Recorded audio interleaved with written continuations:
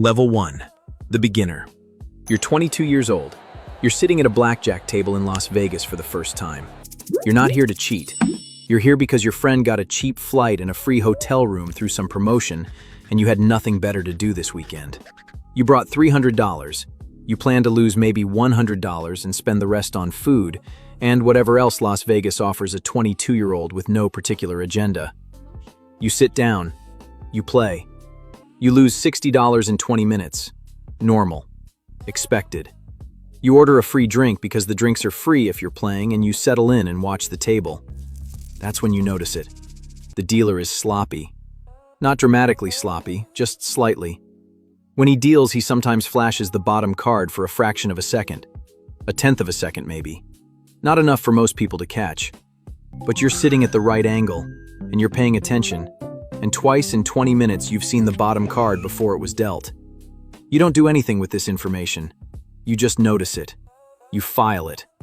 Third time it happens, you see a king of spades. The next hand you bet $40 instead of $10. The king comes out. You win. You tell yourself it was coincidence. You bet $10 the next hand. Normal. Safe. Then you see the bottom card again. A 7. Dealer's gonna have a weak hand. You bet $40. You win. You leave the table 40 minutes later up $180. You feel something you don't have a clean name for. Not just winning, something sharper. The feeling of seeing something other people missed and using it. You're on the plane home 2 days later and you're not thinking about the shows you saw or the food you ate. You're thinking about the dealer's wrist, the angle, the fraction of a second. You start reading.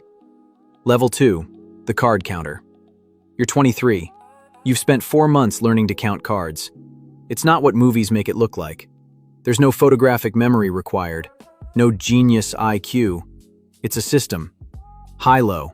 Every low card that comes out is +1. Every high card is -1. You keep a running count in your head while also playing correctly, holding a conversation, drinking a drink, looking like a normal person having a normal time. It took 4 months to do all of those things simultaneously without the count falling apart. You practiced at your kitchen table with a deck of cards every night. You practiced with the television on. You practiced with music. You practiced with your roommate talking to you. You got fast, and then you got faster. The math is real.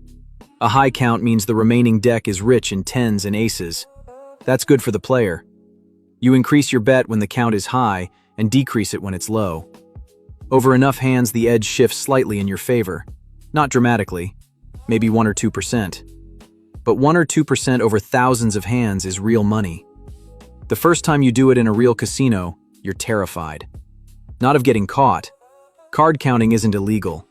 The casino can ask you to leave, but they can't arrest you. You're terrified of losing the count, of your brain going blank under pressure, and all 4 months of practice evaporating. It doesn't evaporate. The count stays. You play for 3 hours. You win $400. You drive home at 2 a.m. and you feel genuinely alive, in a way that your actual life, the data entry job, the apartment with the broken heating, the general sense that nothing interesting is happening, doesn't make you feel. You go back the following weekend. You go back the weekend after that. Level 3, the signaler. You're 24. You've recruited your friend Marcus. The idea came from a problem.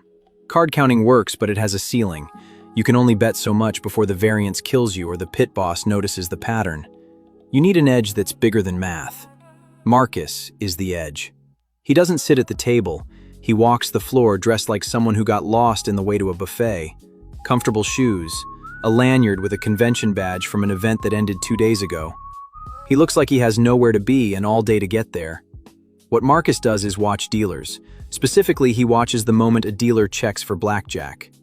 Some dealers peek their whole card in a way that exposes it briefly to someone standing at the right angle behind them. Not the players, not the cameras. Just someone positioned correctly in the crowd who knows what they're looking for.